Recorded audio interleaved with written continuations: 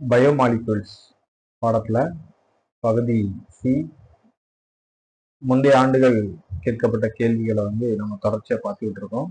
அதுல 21வது கொஸ்டின், பின் வருவனவற்றில் எது ஒடுக்காத கார்போஹைட்ரேட்?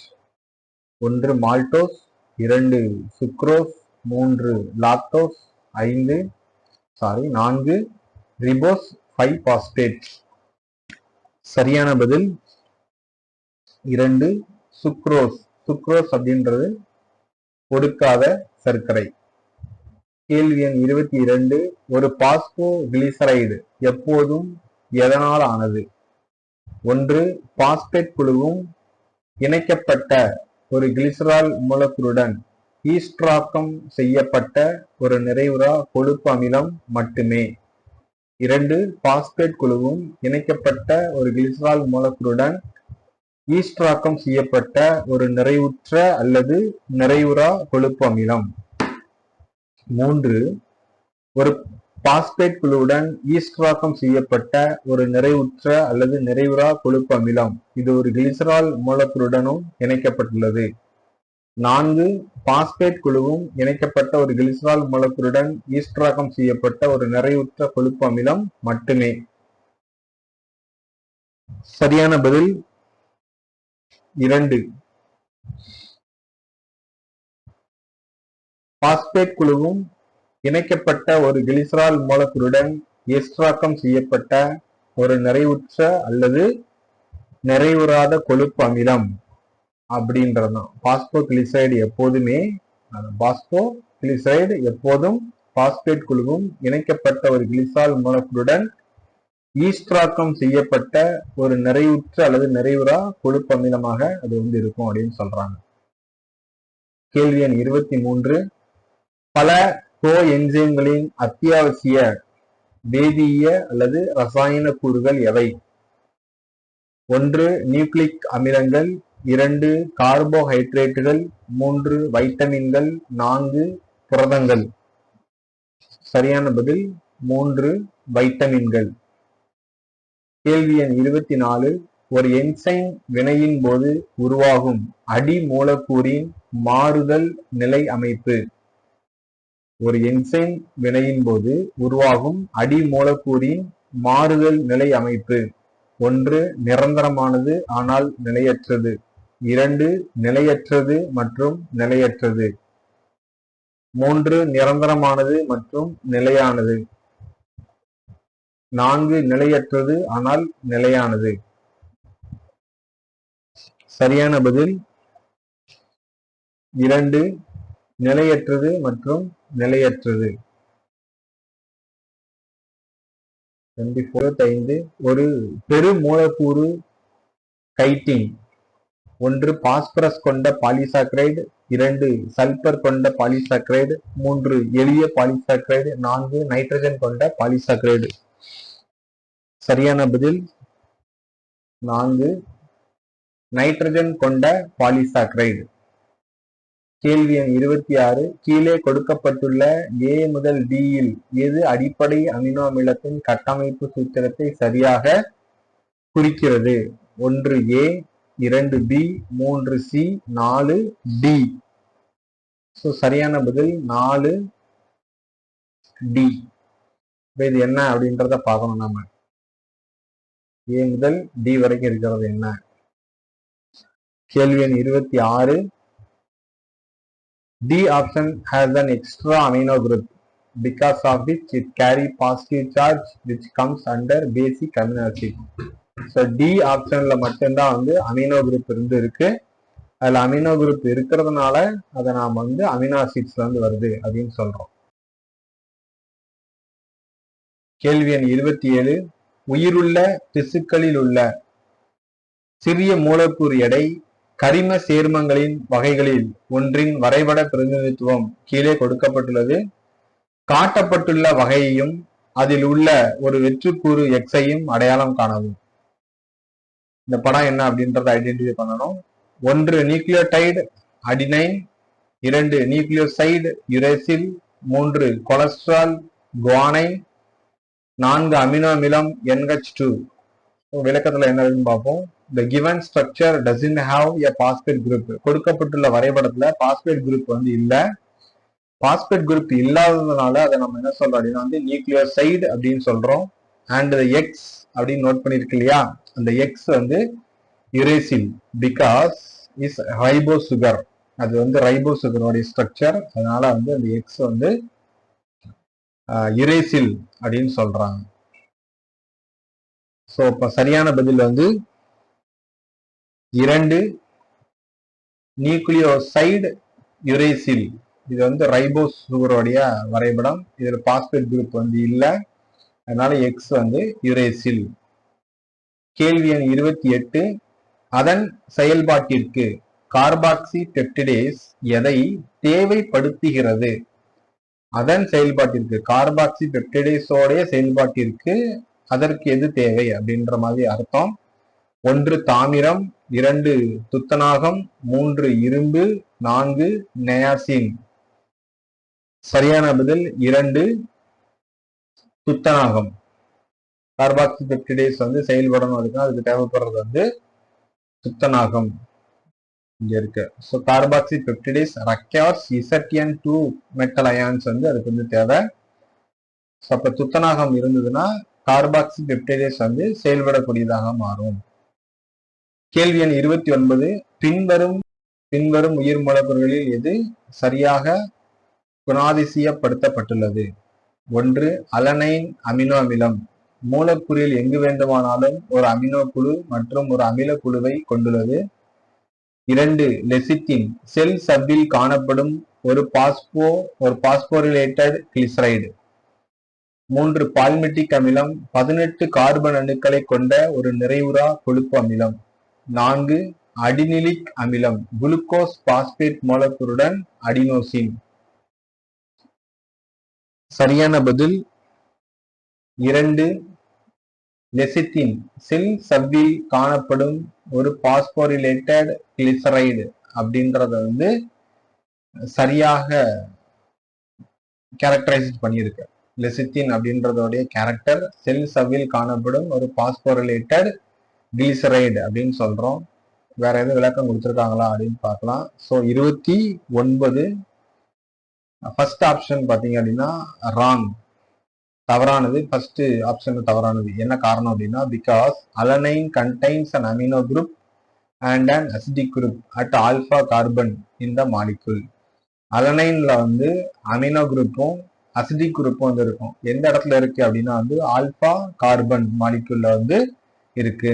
ஆப்ஷன் 3 வந்து தவறானது. ஏன் அப்படின்னா palmitic acid is a saturated fatty acid with 16 carbon ஆட்டம்.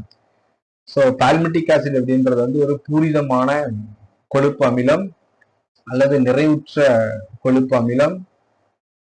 நிறைவுற்ற கொழுப்பு அமிலம் வித் 16 கார்பன் ஆட்டம்ஸ் வந்து அதுல வந்து இருக்கு. அதனால இதுவும் வந்து தவறானது.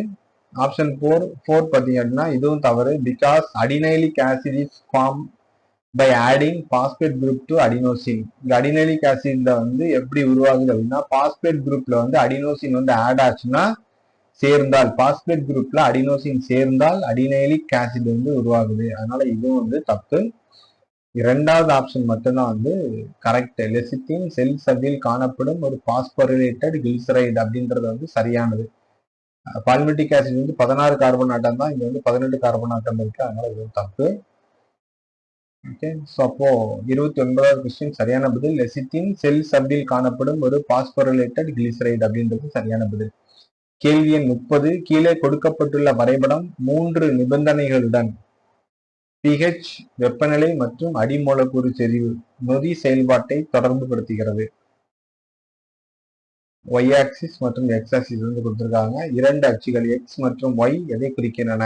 x அச்சுல வந்து 1 நொதி செயல்பாடு, y அச்சுல வந்து வெப்பநிலை.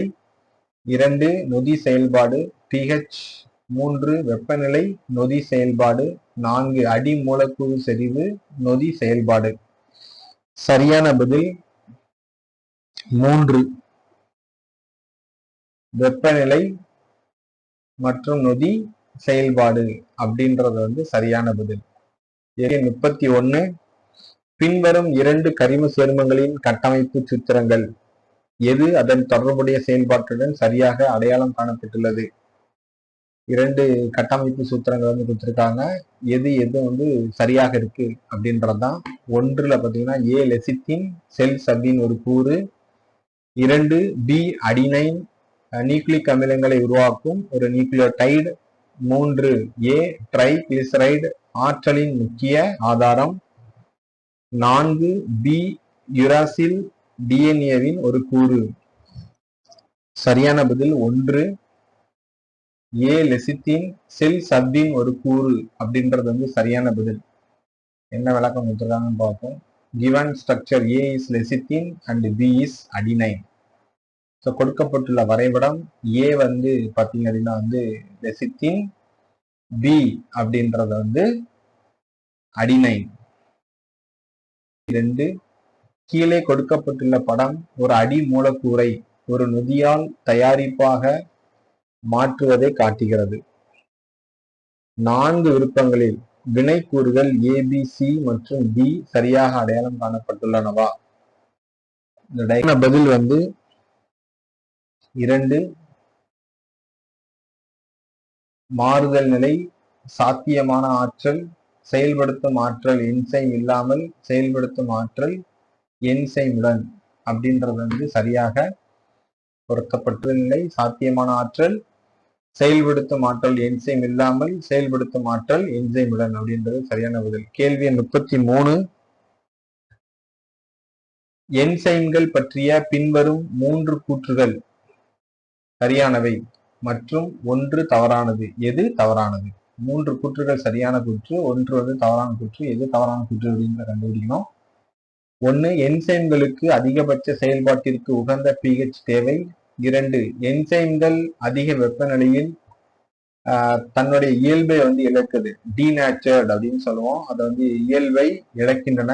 ஆனால் சில விதிவிலக்கான உயிரினங்களில் அவை 80 டிகிரி முதல் 90 டிகிரி செல்சியஸ் வெப்பநிலையிலும் பயனுள்ளதாக இருக்கும்.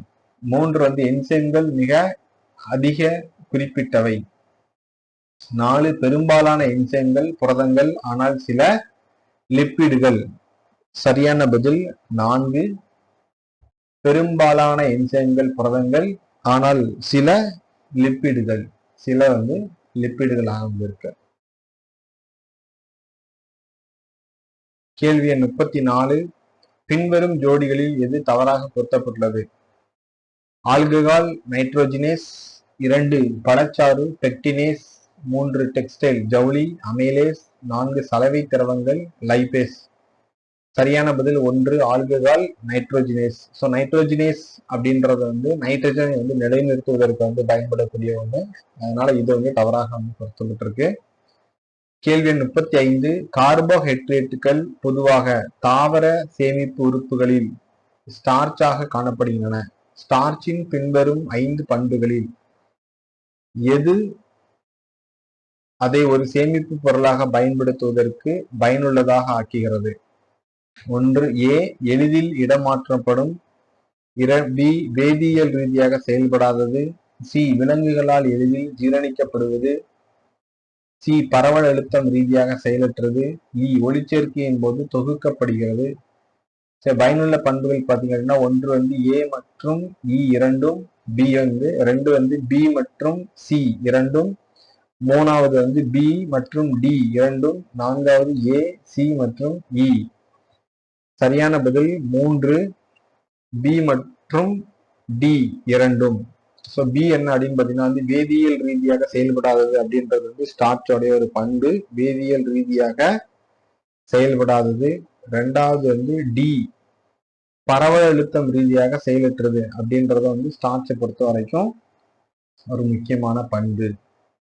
அடுத்தது கேள்வி 36. ஒரு நொதியுடன் பிணைக்கப்பட்டு அதன் செயல்பாட்டிற்கு அத்தியாவசியமான ஒரு கரிம பொருள் என்னவென்று அழைக்கப்படுகிறது? 1 துணை நொதி, 2 ஹோலோ என்சைம், 3 அப்போ என்சைம், 4 ஐசோ என்சைம். சரியான பதில் 1 துணை நொதி. ஒரு நொதியுடன் பிணைக்கப்பட்டு அதன் செயல்பாட்டிற்கு அத்தியாவசியமான ஒரு கரிம பொருள் என்னவென்று அழைக்கப்படுகிறது? துணை நொதி அப்படின்னு வந்து அழைக்கப்படுது. கேள்வி எண் 37. டீலோமெரேஸ் என்பது ஒரு என்சைம் ஆகும். இது 1 மீண்டும் மீண்டும் வரும் டிஎன்ஏ, 2 ஆர்என்ஏ, 3 எளிய புரதம், 4 ரிப்போ நியூக்ளியோ புரதம். சரியான பதில் 4 ரிப்போ நியூக்ளியோ புரதம் அப்படின்றது வந்து சரியான பதில். கேள்வி எண் 38. பின் வருவனவற்றில் எளிமையான அமினோ அமிலம் எது? 1 டைரோசின், 2 ஆஸ்பராகின், 3 கிளைசின், 4 அலனைன். சரியான பதில் 3 கிளைசின். 3 கிளைசின். கேள்வி எண் 39. என்சைம்கள், வைட்டமின்கள் மற்றும் ஹார்மோன்கள் உயிரியல் ரசாயனங்களின் ஒன்றை வகையாக வகைப்படுத்தலாம். ஏனெனில் இவை அனைத்தும் 1 ஆக்சிஜனேற்ற வளர்சிதை மாற்றத்தை மேம்படுத்துகின்றன. இணைக்கப்பட்ட புரதங்கள். 3 தற்போது உள்ளபடி ஒரு உயிருள்ள உயிரினத்தின் உடலில் மட்டுமே தொகுக்கப்படுகின்றன. 4 வளர்சிதை மாற்றத்தை ஒழுங்குபடுத்துகின்றன. சரியான பதில் 4 வளர்சிதை மாற்றத்தை ஒழுங்குபடுத்துகின்றன. கேள்வி எண் 40. பூமியில் அதிகம் உள்ள உயிர் மூலக்கூறுகளான கார்போஹைட்ரேட்டுகள் எதனால் உற்பத்தி செய்யப்படுகின்றன? 1 அனைத்து பாக்டீரியாக்கள், பூஞ்சைகள் மற்றும் பாசிகள். 2 பூஞ்சைகள், பாசிகள் மற்றும் பச்சை தாவர செல்கள். 3 சில பாக்டீரியாக்கள், பாசிகள் மற்றும் பச்சை தாவர செல்கள். 4 வைரஸ்கள், பூஞ்சைகள் மற்றும் பாக்டீரியாக்கள். சரியான பதில் 3 சில பாக்டீரியாக்கள், பாசிகள் மற்றும் பச்சை தாவர செல்கள்.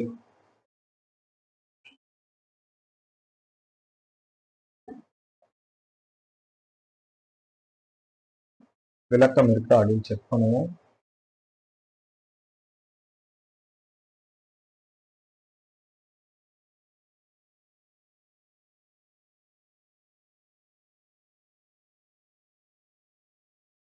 இங்க கொடுத்திருக்க autotrophic organism produce glucose by photosynthesis which is a carbohydrate.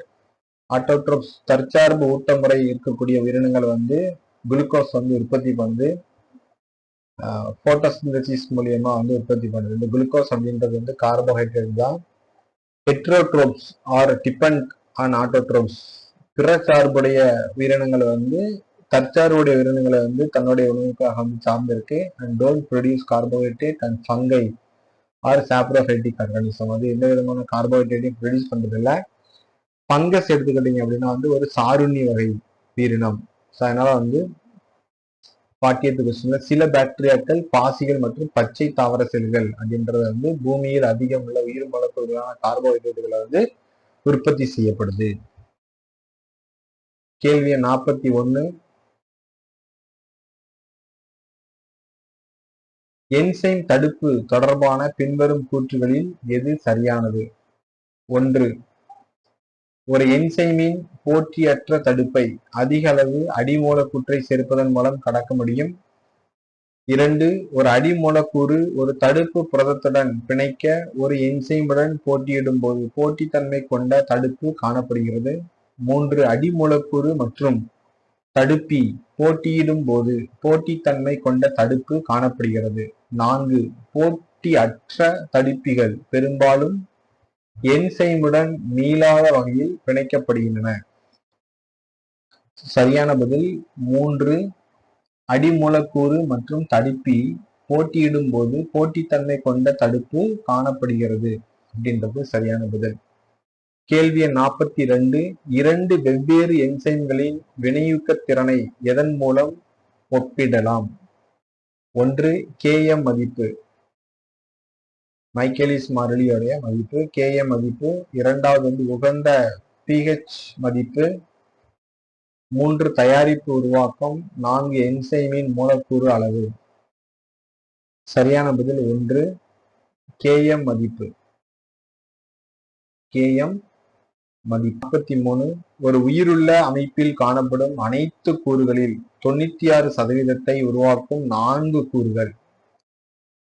ஒரு உயிருள்ள அமைப்பில் காணப்படும் அனைத்து கூறுகளில் 96% உருவாக்கும் 4 கூறுகள். 1 கார்பன், ஹைட்ரஜன், ஆக்சிஜன் மற்றும் பாஸ்பரஸ். 2 கார்பன், நைட்ரஜன், ஆக்சிஜன் மற்றும் பாஸ்பரஸ். 3 ஹைட்ரஜன், ஆக்சிஜன், கார்பன் மற்றும் நைட்ரஜன். 4 கார்பன், ஹைட்ரஜன், ஆக்சிஜன் மற்றும் சல்பர். சரியான பதில் 3 ஹைட்ரஜன், ஆக்சிஜன், கார்பன் மற்றும் நைட்ரஜன். இதற்கான விளக்கம் இருக்கு. The weight of human body. Carbon 18.5%, oxygen 65% இருக்கு, நைட்ரஜன் 3.3% இருக்கு, ஹைட்ரஜன் 0.5%. எல்லாத்தையும் டோட்டல் பண்ணோம் அப்படின்னா 96% மூலக்கூறுகளை இந்த 4 கூறுகளும் உருவாக்குகிறது. கேள்வி 44. அதிக கொலஸ்ட்ரால் நோயாளிகளுக்கு எதை பயன்படுத்த அறிவுறுத்தப்படுகிறது? 1 நெய், வெண்ணெய் மற்றும் எண்ணெய்கள். 2 கடலை எண்ணெய், மார்கரின் மற்றும் தாவர எண்ணெய்கள். 3 கொழுப்பு எண்ணெய் மற்றும் வெண்ணெய். 4 சீஸ், டால்டா மற்றும் நெய். சரியான பதில் 2 கடலை எண்ணெய், மார்கரின் மற்றும் தாவர எண்ணெய்கள் அப்படின்றது சரியான பதில். கேள்வி 46. லிப்பிடுகள் நீரில் கரையாதவை, ஏனெனில் லிப்பிட் மூலக்கூறுகள் 1 நீர் விரும்பும், 2 நீரை வெறுக்கும், 3 நடுநிலையானது, 4 சுவிட்சரியான். சரியான பதில் 2 நீரை வெறுக்கும். கேள்வி 47. உயிருள்ள உயிரினங்களுக்குள் உள்ள சிறிய கூறுகளின் முக்கிய பங்கு. உயிருள்ள உயிரினங்களுக்குள்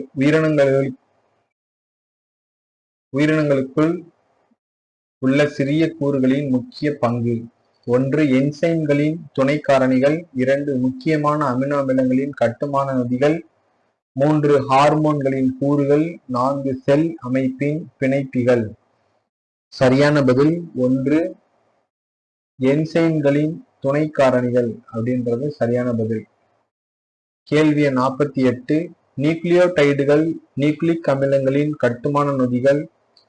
ஒவ்வொரு நியூக்ளியோடைடும் ஒரு கூட்டு மூலக்கூறு ஆகும். இது எதனால் உருவாகிறது? காரம், சர்க்கரை, பாஸ்பேட். 2 காரம், சர்க்கரை, OH. 3 காரம், சர்க்கரை, பாஸ்பேட் ஹோல் ஸ்கொயர் N. 4 சர்க்கரை மற்றும் பாஸ்பேட். சரியான பதில் 1 காரம், சர்க்கரை மற்றும் பாஸ்பேட். கேள்வி 48. ஒவ்வொரு உயிருள்ள உயிரினத்தின் நிறையில் சுமார் 98% கார்பன், ஹைட்ரஜன், நைட்ரஜன், ஆக்சிஜன் மற்றும் எதை உள்ளடக்கிய 6 கூறுகளால் ஆனது? 1 சல்பர் மற்றும் மக்னீசியம். 2 மக்னீசியம் மற்றும் சோடியம். 3 கால்சியம் மற்றும் பாஸ்பரஸ். 4 பாஸ்பரஸ் மற்றும் சல்பர். சரியான பதில் 3 கால்சியம் மற்றும் பாஸ்பரஸ். கேள்வி 50. பின் வருவனவற்றில் எது நடுநிலை அமினோ அமிலம்? குளுட்டாமின், அர்ஜினைன், வாலின், அஸ்பராகின். 3